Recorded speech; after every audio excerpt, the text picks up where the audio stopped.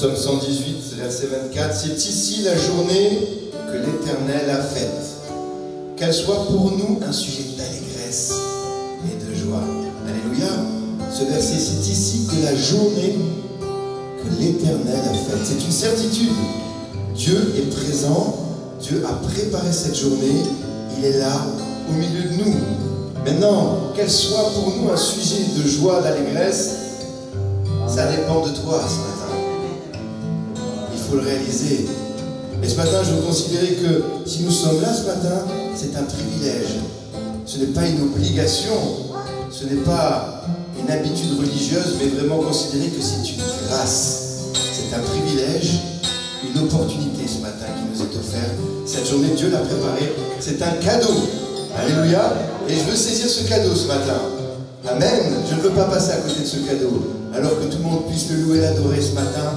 Je veux me réjouir dans le nom du Seigneur. Alléluia. Je célébrerai le nom du Seigneur. Je célébrerai le nom du Seigneur. Je célébrerai le nom du Seigneur. Je célébrerai le nom du Seigneur. Je célébrerai le nom du Seigneur. Je célébrerai le nom du Seigneur. Je célébrerai le nom du Seigneur. Je célébrerai le nom du Seigneur. Je me réjouis.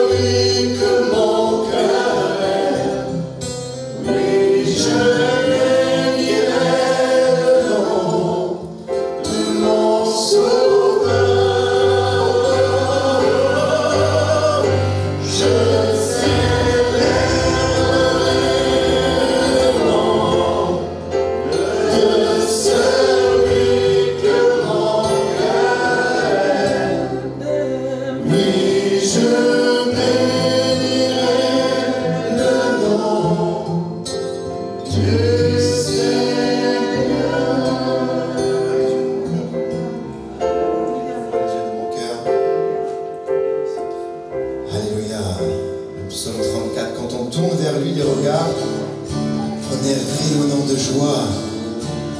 Dans ce psaume magnifique qui est le psaume 34, David prend cette résolution de louer son Dieu continuellement. Il dit « Je bénirai l'Éternel en tout temps, sa louange sera toujours dans ma bouche. » Alléluia. Quand notre louange est toujours à la louange de notre Seigneur dans notre bouche, nous ne voyons pas les choses de la même manière. Quand Dieu nous ouvre les yeux, je ne vois plus du tout les choses de la même façon. Et qu'il vienne changer tout ça, notre façon de voir les choses, nos pensées. Alléluia. Ouvre les yeux de mon cœur, Père. Ouvre les yeux de mon cœur, Père. Ouvre les yeux de mon cœur. Je veux te voir, Seigneur. Je veux te voir, Seigneur. Ouvre les yeux de mon cœur, Père. Ouvre les yeux de mon cœur. Je veux te voir, Seigneur. Je veux te voir, Seigneur. Car tu es saint, brillant dans la lumière de ta gloire. Remplis-moi de ton amour, je chante gloire, gloire, gloire. Gloire, gloire, gloire. Je veux te voir, Seigneur. Ouvre les yeux de mon cœur, ouvre les yeux de mon cœur. Je veux te voir, Seigneur. Je veux te voir, Seigneur. Ouvre les yeux de mon cœur, ouvre les yeux de mon cœur. Je veux te voir, Seigneur. Je veux te voir, Seigneur. Car tu es saint, brillant dans la lumière de ta gloire. Remplis-moi de ton amour, je chante gloire, gloire, gloire. Car tu es saint, brillant dans la lumière de ta gloire. Remplis-moi de ton amour, je chante gloire, gloire, gloire. Gloire, gloire, gloire. Je veux te voir, Seigneur. Ouvre les yeux de mon cœur, Père. Ouvre les yeux de mon cœur. Je veux te voir, Seigneur. Je veux te voir, Seigneur. Ouvre les yeux de mon cœur, Père. Ouvre les yeux de mon cœur. Je veux te voir, Seigneur. Je veux te voir, Seigneur. Car tu es saint, brillant dans la lumière de ta gloire. Remplis-moi de ton amour, je chante gloire, gloire, gloire. Car tu es saint, brillant dans la lumière de ta gloire. Remplis-moi de ton amour, je chante gloire, gloire, gloire. Gloire, gloire, gloire. Je veux te voir, Seigneur.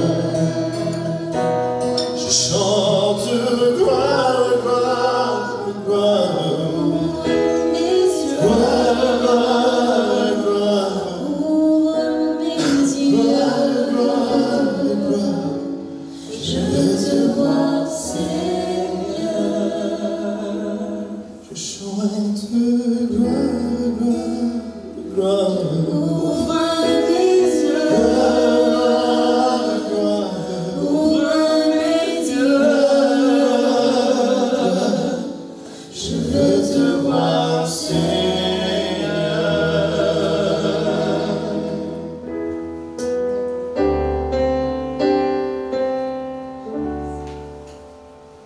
Les cieux déclarent la gloire de Dieu. Et le monde entier va louer son nom merveilleux. Dans les cieux, les mers, partout sur la terre, toute créature se lèvera pour bénir le roi. Venons l'adorer, venons l'adorer. Jésus-Christ est Seigneur, l'éternel roi.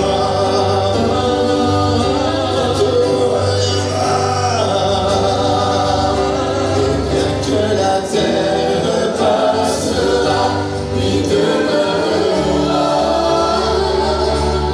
Venons l'adorer, venons l'adorer. Jésus-Christ est Seigneur. Venons contempler, venons assis.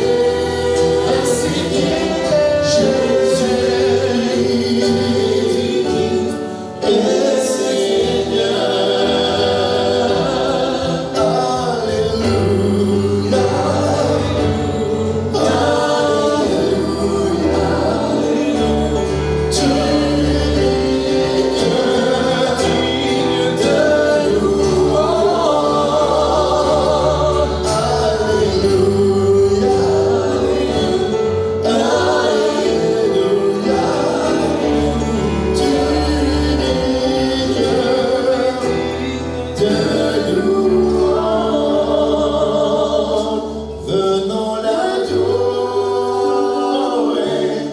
venons l'adorer. Jésus-Christ est Seigneur, venons contempler, venons assis à ses pieds. Jésus-Christ est Seigneur.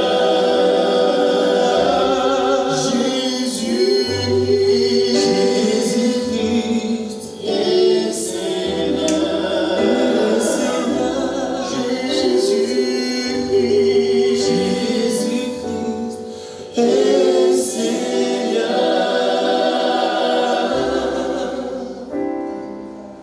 Seigneur, nous voulons te louer ce matin de tout notre cœur. Seigneur, merci. Gloire au Seigneur. Nous allons, dans la lancée de ce temps de louange, méditer la parole de Dieu et je veux vous transporter avec moi jusque du temps de Néhémie, dans le livre de Néhémie, dont nous faisons une lecture au chapitre 8. Nous allons lire quelques versets ce matin. Je voudrais vous parler du culte qui plaît à Dieu, le culte qui plaît à Dieu. Il y a le culte qui plaît à Dieu et il y a le reste. Nous voulons un culte qui plaît à Dieu. La Bible nous dit au chapitre 8, « Alors tout le peuple s'assembla comme un seul homme sur la place qui est devant la porte des eaux. Ils dirent à Esdras le scribe d'apporter le livre de la loi de Moïse prescrite par l'Éternel à Israël. Et le sacrificateur Esdras apporta la loi devant l'assemblée, composée d'hommes et de femmes, et de tous ceux qui étaient capables de l'entendre. C'était le premier jour du 7e mois. Esdras lut dans le livre depuis le matin jusqu'au milieu du jour, sur la place qui est devant la porte des eaux, en présence des hommes et des femmes et de ceux qui étaient capables de l'entendre. Tout le peuple fut attentif à la lecture du livre de la loi. Esdras, le scribe, était placé sur une estrade de bois dressée à cette occasion. Auprès de lui, à sa droite, se tenaient Matithia, Shema, Anaja, Uri, Ilkija et Mazéja, et à sa gauche, Pédaja, Michaël, Milkija, Hashum, Badana, Zacharie et Meshulam. Esdras ouvrit le livre à la vue de tout le peuple, car il était élevé au-dessus de tout le peuple, et lorsqu'il l'eut ouvert, tout le peuple se tint en place. Esdras bénit l'Éternel, le grand Dieu, et tout le peuple répondit en levant les mains, « Amen, Amen !» Et ils s'inclinèrent et se prosternèrent devant l'Éternel, le visage contre terre. Josué, Bani, Shérébia, Jamin, Akub, Shebatai, Odija, Mazéja, Kelita, Azaria, Josadab, Hanan, Pélaja et les Lévites expliquaient la loi au peuple et chacun restait à sa place. Ils lisaient distinctement dans le livre de la loi de Dieu et ils en donnaient le sens pour faire comprendre ce qu'ils avaient lu. Au chapitre 3 et au verset 9 et au verset 3, lorsqu'ils furent placés, on lut dans le livre de la loi de l'Éternel, leur Dieu, pendant un quart de la journée. Et pendant un autre quart, ils confessèrent leurs péchés et se prosternèrent devant l'Éternel, leur Dieu. Amen. Voilà donc une lecture qui nous plonge dans un temps de réveil particulier au sein du peuple d'Israël. C'est la reconstruction de la muraille qui avait été détruite et ce fut là un moment très spécial pour le peuple de Dieu. La captivité était maintenant terminée, les Juifs étaient retournés à Jérusalem, ils étaient heureux, Dieu avait abondamment béni, le fait qu'ils reviennent était quelque chose de glorieux, c'était l'accomplissement de la promesse, et puis la construction ne se faisait pas dans un contexte facile, mais le Seigneur les avait assistés, donc ils sont heureux de célébrer Dieu, ils le font de tout leur cœur. C'est Néhémie qui réunit toutes ces personnes sur une place qui est devant la porte des eaux, c'est précisé comme cela, et ils célèbrent l'Éternel. Alléluia. Je crois que le culte, c'est de pouvoir aussi, non seulement il y a le culte personnel, mais c'est de pouvoir nous retrouver ensemble afin de célébrer le Seigneur de tout notre cœur. La précision qui est donnée ici m'a interpellé, c'est sur la place qui est devant la porte des eaux. Quand je lis dans le livre de Néhémie, toujours au chapitre 3, le verset 26, il est dit ceci: les Nétiniens, demeurant sur la colline, travaillèrent jusqu'à vis-à-vis de la porte des eaux, à l'orient, et de la tour en saillie.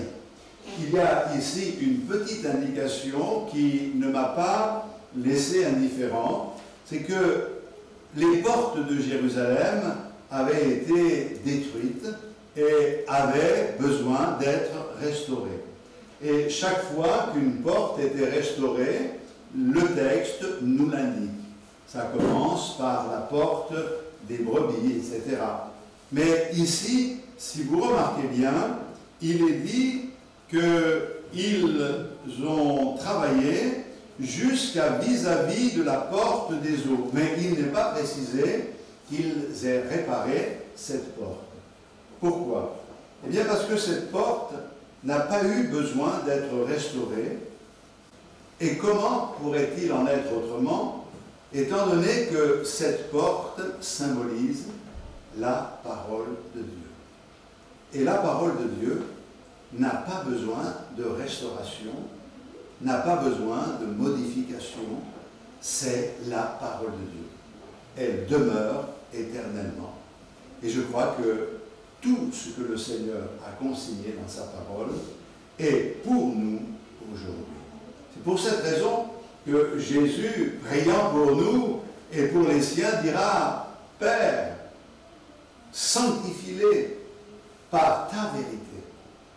Ta parole est la vérité. » Nous avons besoin de réaliser que le vrai culte, c'est vraiment de nous tenir devant le Seigneur, mais la place que nous devons occuper, c'est celle de la parole de Dieu, qui demeure toujours la même. La Bible nous dit que les cieux et la terre passeront, mais ma parole demeure éternellement. Alors, je prends ce texte pour souligner le fait que nous avons un exemple d'adoration authentique. Il y a beaucoup de choses qu'on appelle adoration ou qu'on appelle culte aujourd'hui, mais une grande partie de ce que l'on appelle culte ou adoration ne ressemble pas à ce que nous trouvons dans la Bible et même dans ce passage. Je suis convaincu que pour rendre à Dieu un culte qui lui est agréable, il faut s'inspirer des exigences qui sont les siennes. Et il faut comprendre la nature même du culte.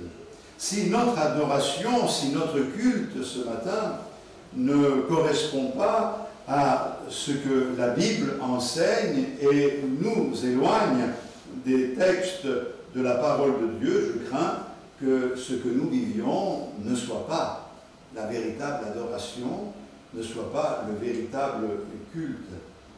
Vous savez, la société dans laquelle nous sommes a adopté l'idée de chacun pour soi, ou plus exactement, chacun comme il pense, chacun comme il veut. Et il faut respecter chacun. Et dans le domaine de la vie chrétienne, on voit que c'est chacun comme il en vit, c'est chacun comme il le comprend ou comme il le souhaite. Et ça m'a amené à quand même un peu fouiller pour moi-même et me poser des questions. Je crois qu'on peut déplacer l'objet du culte d'une manière qui nous paraît spirituelle. Aujourd'hui, les églises adorent plus leur style de culte que le Seigneur qui doit être l'objet de notre adoration. J'ai lu une citation que je vais partager avec vous. Chaque fois que la méthode d'adoration devient plus importante que la personne adorée, nous avons déjà prostitué notre adoration.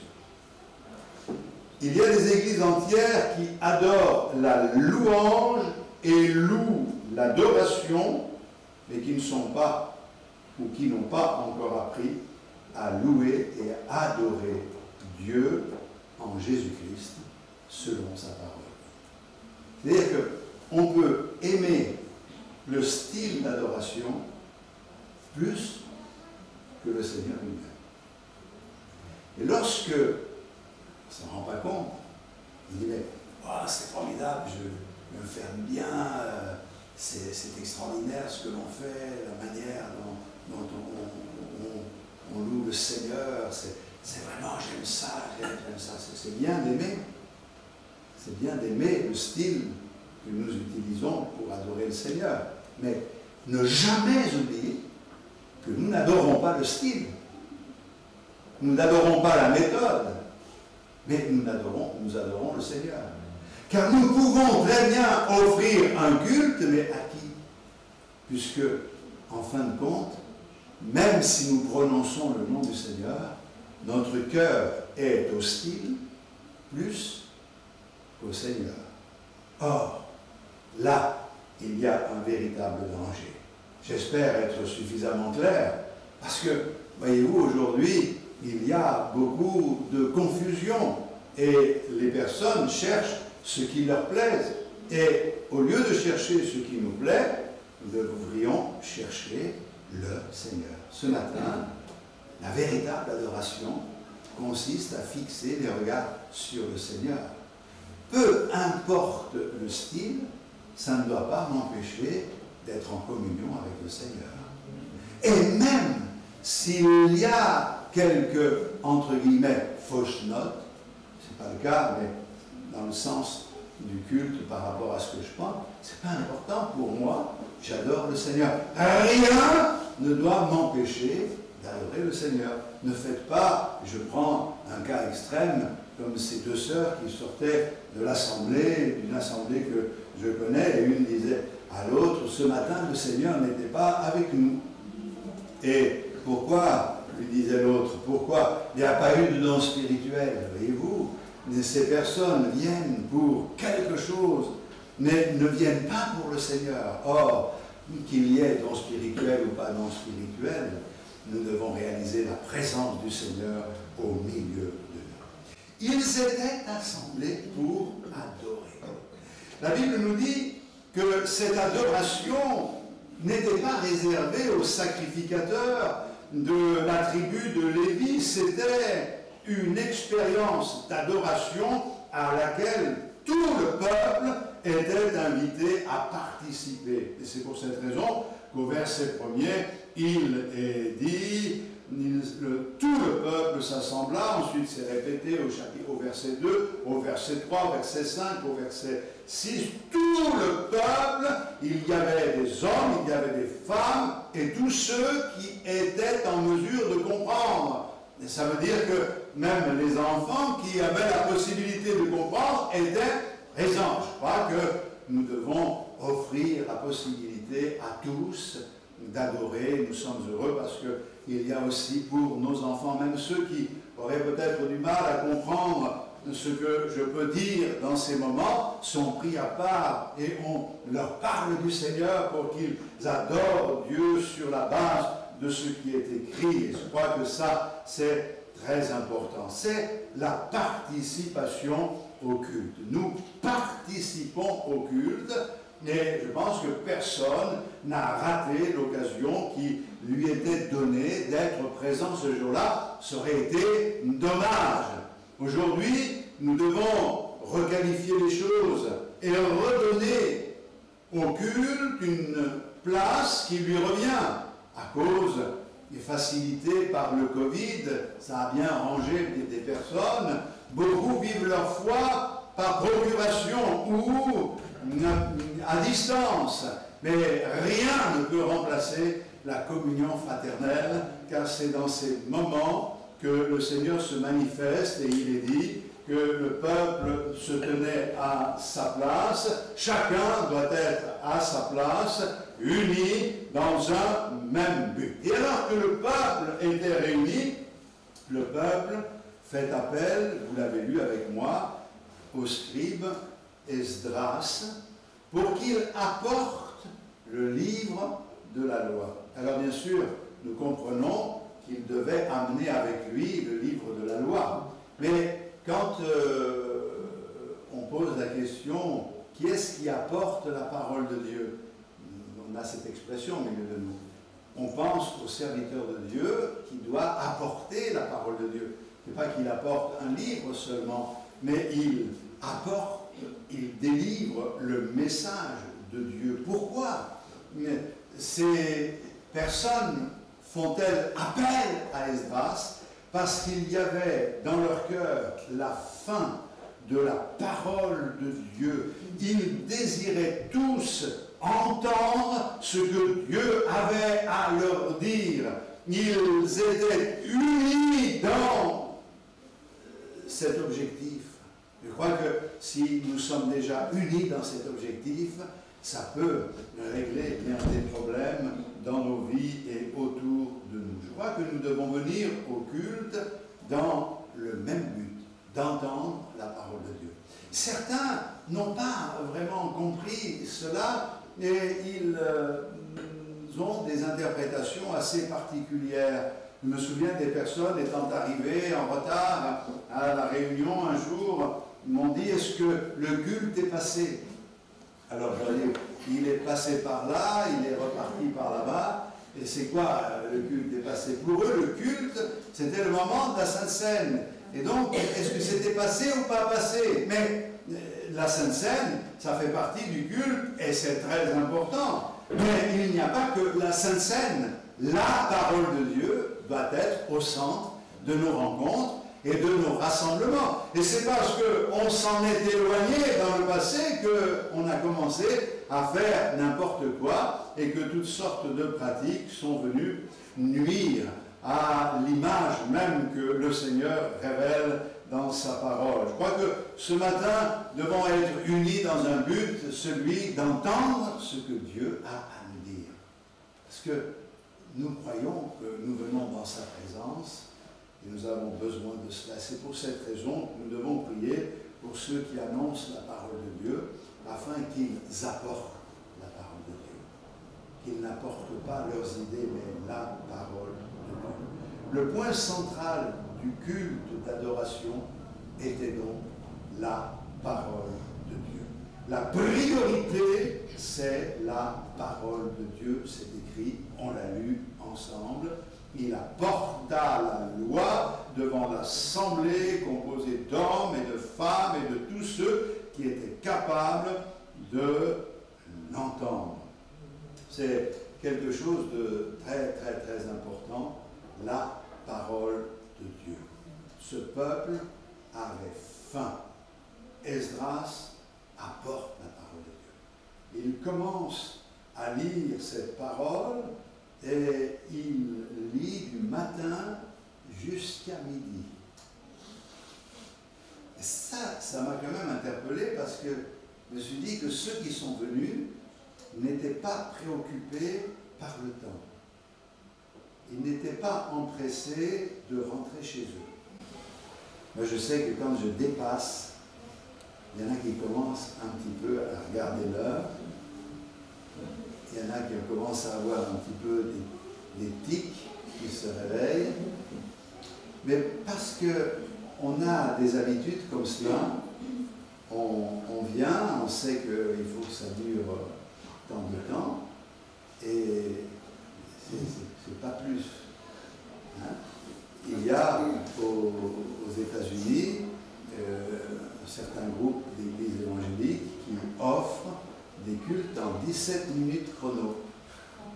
C'est-à-dire que vous venez, il y a 2 chants, un message, des annonces, et un autre culte commence. Et les gens aiment ça parce que comme tout le monde est pressé aujourd'hui, et bien sûr ça pose de vrais problèmes. Ils n'étaient pas préoccupés par le temps. Vous non plus, j'espère.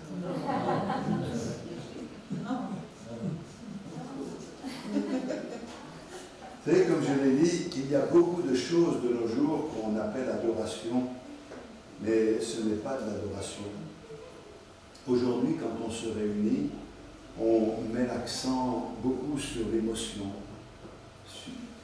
C'est l'émotion, voyez-vous, c'est plus sensuel que spirituel. Alors, c'est sûr que la chair trouve ce qu'elle cherche. Ah, c'est elle. Oh.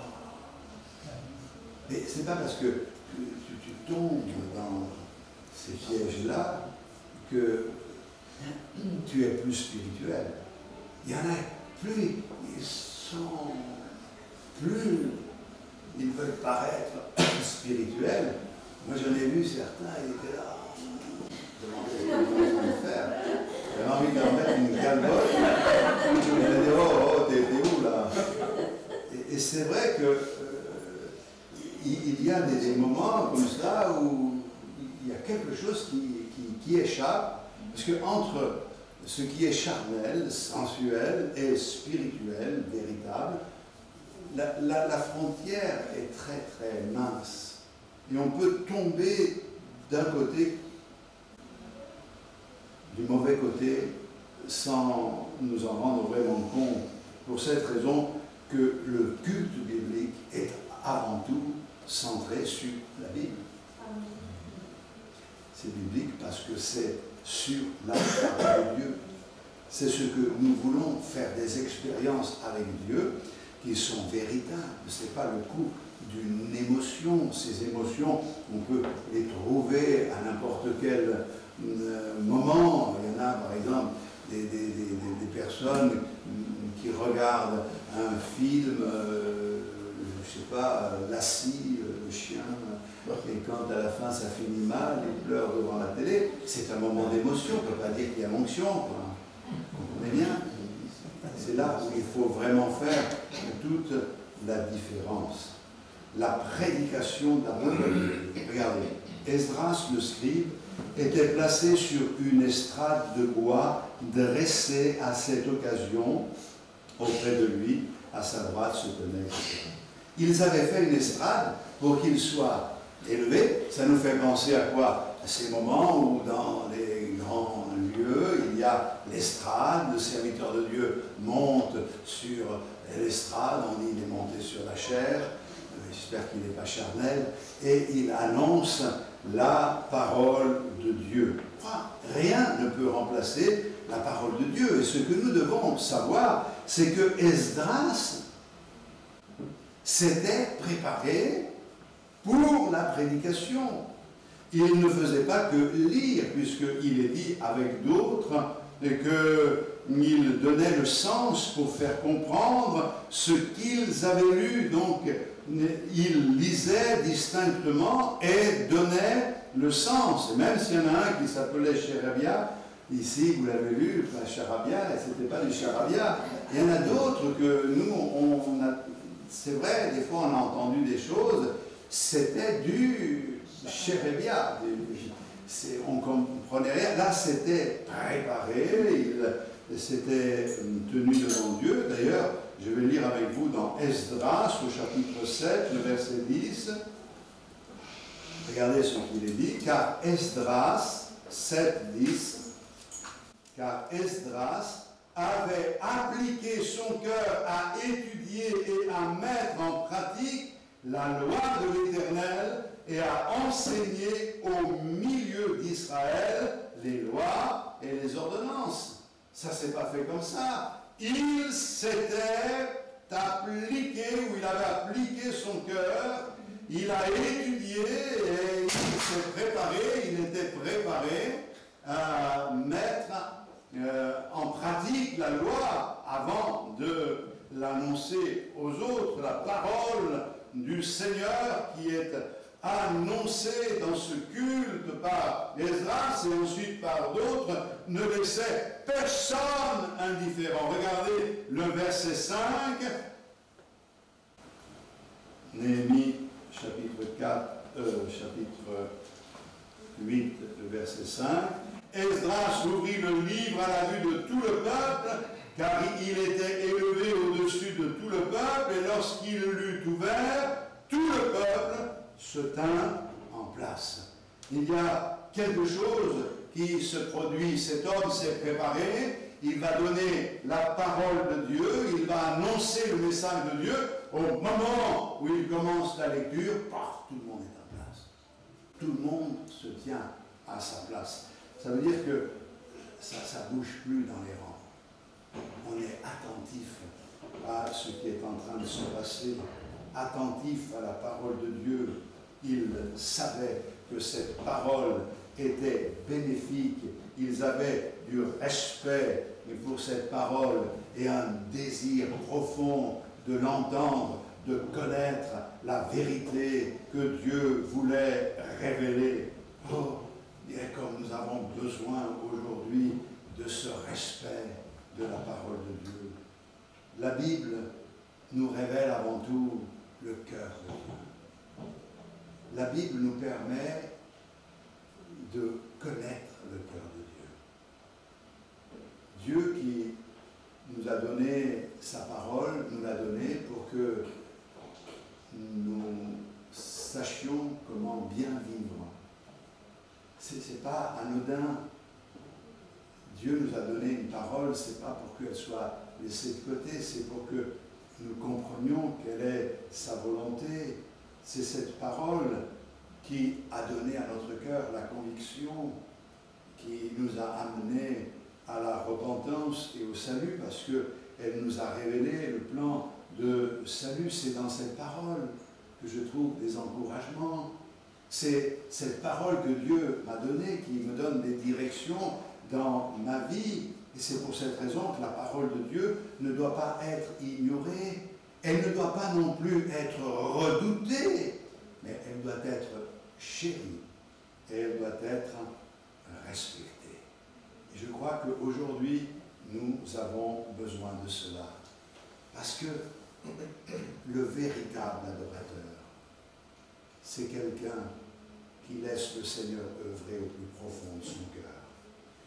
J'ai pris une citation pour vous expliquer ce qu'est la vraie adoration. Adorer, c'est vivifier notre conscience par la sainteté de Dieu. La sainteté de Dieu. C'est nourrir notre esprit avec la vérité de Dieu. C'est purifier notre imagination par la beauté de Dieu. On remplace ce que l'on imagine par la réalité. Ouvrir notre cœur à l'amour de Dieu, c'est ça l'adoration. Et c'est consacrer notre volonté à accomplir la volonté de Dieu. C'est ça l'adoration. Ce n'est pas un moment, c'est un engagement. Et alors que nous recherchons le Seigneur, découvrons sa sainteté. Notre conscience est vivifiée. Nous nourrissons notre esprit des vérités de notre Seigneur et notre imagination est purifiée. Notre voile est comme déchiré. Nous pouvons le contempler tel qu'il est, avec dans notre cœur un désir de se laisser remplir de l'amour de Dieu et aussi de s'engager à obéir à sa parole. Au chapitre 8, le verset 6, toujours, Esdras bénit l'Éternel, le grand Dieu, et tout le peuple répondit en levant les mains, Amen, Amen. Ça veut dire qu'à la lecture de la parole, la Bible nous dit que Esdras bénit l'Éternel. À un moment donné, il a lu cette parole et au verset 6, il bénit l'Éternel. Il est dans cette profonde relation avec le Seigneur. La sainte émotion le saisit, l'onction est une réalité à ce moment-là. Et la Bible nous dit que spontanément, le peuple lève les mains et dit Amen, Amen. Qu'il en soit ainsi, qu'il en soit ainsi. C'est extraordinaire parce que la lecture de la parole de Dieu communique de la joie et cette joie, elle s'exprime dans l'acceptation de ce qui est dit. Amen, Amen, gloire à Dieu. Et je pense que c'est ce que la parole de Dieu devrait produire. Mais moi, quand je prêche et que je vois que ça ne produit rien du tout, je me dis, mais il y a un truc qui ne va pas. Ils sont ou morts, ou presque morts, ou alors, c'est moi qui dis des bêtises. Mais regardez la spontanéité qui est exprimée ici. Et il n'y a rien de mal à cela. Quand la parole de Dieu nous révèle quelque chose, que l'on dise Amen. Mais c'est vraiment la réaction de notre cœur. On est devenu un petit peu timoré. Hein? On a un peu peur d'exprimer quoi que ce soit, de peur que les autres comprennent que l'on est un petit peu dans la vérité. Il ne faudrait pas non les choquer. Je ne sais pas quel raisonnement est le nôtre, mais on perd cette spontanéité. Mais là, on est dans l'ancienne alliance, le peuple est réuni, il lit la Bible, et il est loin de pouvoir révéler ce que nous pouvons partager parce que nous sommes dans la nouvelle alliance, nous connaissons la grâce de Dieu, la victoire de notre Seigneur. Et le peuple, dès qu'il bénit l'Éternel, et bien le peuple se loin à lui, Amen, Amen, en levant les mains vers le ciel. Je dis, c'est extraordinaire. Ça a dû être une réunion magnifique ce jour-là. Et puis, ça ne s'arrête pas là, le verset 6 continue. Et ils s'inclinèrent et se prosternèrent devant l'Éternel, le visage contre terre. Il y a d'abord ce moment de joie, c'est ta parole, qu'il en soit ainsi, Amen, Amen. Et ça se traduit aussi tout de suite après par un profond respect, une vénération. Ils se courbent le visage contre terre, ils inclinent leur vie devant le Seigneur, ils courbent l'échine devant Dieu, ils sont là dans leur respect, dans l'adoration. Je crois que nous avons besoin de cette vénération divine dans nos cultes. Je crois que nous ne sommes pas réunis ce matin pour du social, on n'est pas là pour du religieux, on n'est pas là pour faire passer le temps. On est là pour adorer le Seigneur et je crois que Dieu mérite le meilleur.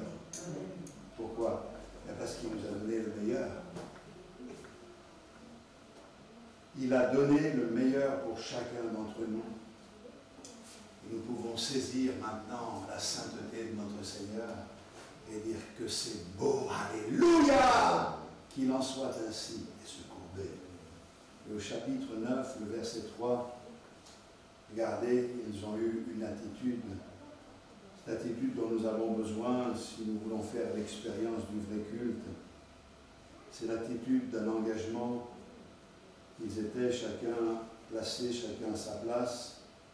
On l'a lu dans le livre de la loi, leur Dieu, pendant un quart de la journée, et pendant un autre quart, ils confessèrent que leurs péchés se prosternèrent devant l'Éternel leur Dieu. Les gens se sont tenus à leur place à la lecture de la parole de Dieu. Alors, si je veux comprendre le texte, je ne parlais que de la journée. On va dire que pendant 3 heures, ils ont écouté. Et pendant 3 autres heures, ils ont confessé, ils ont abandonné leurs péchés, ils ont réglé leur vie devant le Seigneur. Et vous vous dites, mais il insiste ce matin, est-ce qu'il a l'intention de faire pareil? Et vous remarquerez que pour ce culte, il y a autant de temps à la parole de Dieu qu'il y a de temps à mettre en pratique cette parole. Il y a quelque chose qui doit nous interpeller, à savoir que c'est important de savoir et c'est autant important de mettre en pratique la parole de Dieu et de ne pas être là dans l'impatience, comme je le disais tout à l'heure, et de s'agacer parce que le temps passe. Nous devons profiter de ces moments, de pouvoir ainsi avancer. D'ailleurs, je veux partager une dernière citation avant de terminer dans quelques instants. Le meilleur des cultes publics, c'est celui qui produit le meilleur des cultes privés. Ce qui est important, c'est ce que nous vivons à condition qu'il y ait une suite. Si ce que nous vivons n'a pas de suite, ça ne sert à rien. C'est un peu comme la pluie qui tombe. Vous savez, quand on attend la pluie, elle arrive d'un coup, alors il tombe des seaux d'eau, ça fait des dégâts.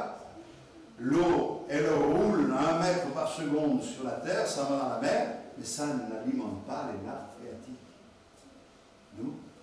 Nous voulons une action de Dieu en profondeur dans notre vie pour pouvoir être ce que le Seigneur attend de nous.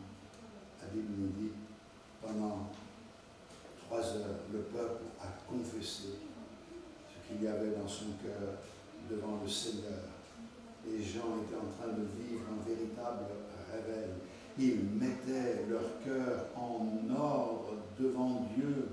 La Bible nous dit que Esdras avait lu cette parole, d'autres sacrificateurs avaient lu, mais remarquez, Esdras n'a jamais incité ces gens à réagir comme ça. Ils ont spontanément confessé ce qu'il y avait dans leur cœur devant le Seigneur. C'est ça le véritable réveil. C'est ça le vrai culte. Mes frères et sœurs, le vrai culte, ce n'est pas d'assister, de participer dans le sens j'ai chanté, j'ai apporté ma prière et tout, c'est qu'il y ait un résultat dans notre vie. Et c'est pour cette raison que j'ai voulu vous parler avant de partager la Sainte Seine, parce que ce qui est important, c'est ce que nous allons faire de la parole de Dieu. Et moi aussi, j'ai envie de bénir le Seigneur, et j'ai envie de vous voir lever les mains et de dire Amen, Amen, qu'il en soit ainsi. J'ai envie aussi de me placer devant le Seigneur et de mettre de l'ordre dans ma vie. Et j'ai envie aussi de voir ce travail s'accomplir dans le cœur du plus grand nombre. Et c'est vrai que le peuple ici était sérieux. Voyez-vous, la vraie adoration, ce n'est pas simplement d'organiser une célébration, mais c'est qu'il y ait des conséquences dans notre vie. Parce que si le fait de célébrer le Seigneur et de réaliser sa sainteté n'apporte pas de la pureté à la vie, alors ça n'a servi à rien du tout. Pour cette raison que ce matin, j'insiste en vous disant, n'adorez pas, ne louez pas les méthodes, mais adorez le Seigneur. Approchez-vous de lui et laissez-le régner dans votre cœur et dans votre vie. Faites une réelle expérience ce matin et bénissez Dieu de tout votre cœur. Je le dis à vous et ceux qui vont nous suivre également sur YouTube, que Dieu vous bénisse et vous permette de vivre quelque chose d'intense avec le Seigneur. Amen. Amen. Merci Seigneur pour ton onction, pour ta présence, pour ta grâce. Merci parce que tu nous as conviés ce matin et nous sommes venus avec dans notre cœur la faim, la soif d'entendre ta parole. Nous voulons connaître ta pensée, tu nous la révèles. Et nous ne voulons pas simplement la connaître, mais nous voulons la vivre, car nous ne sommes heureux qu'à condition de mettre en pratique ta parole et pas seulement de la connaître. Alors, remplis nos cœurs et donne de l'enthousiasme à chacun d'entre nous. Que cet enthousiasme traduise l'amour que nous avons pour toi, l'amour que nous avons pour ta parole. Nous aussi, nous voulons lever les mains vers toi dans la louange et dans l'adoration et dire Amen, Seigneur, qu'il en soit ainsi. Réveille nos vies, réveille nos consciences. Bénis-nous, remplis-nous, Seigneur, et accorde-nous de vivre quelque chose d'authentique dans le nom de Jésus, notre Sauveur.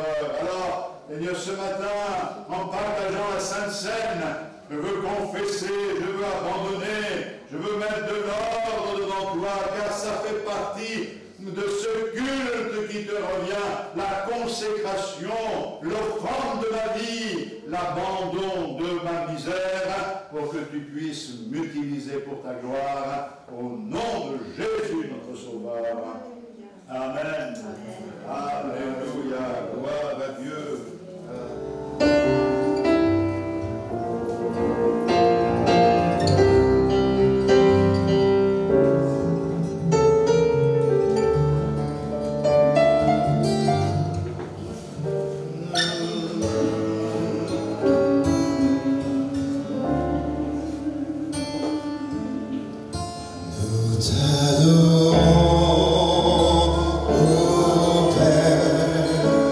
Dans ton temps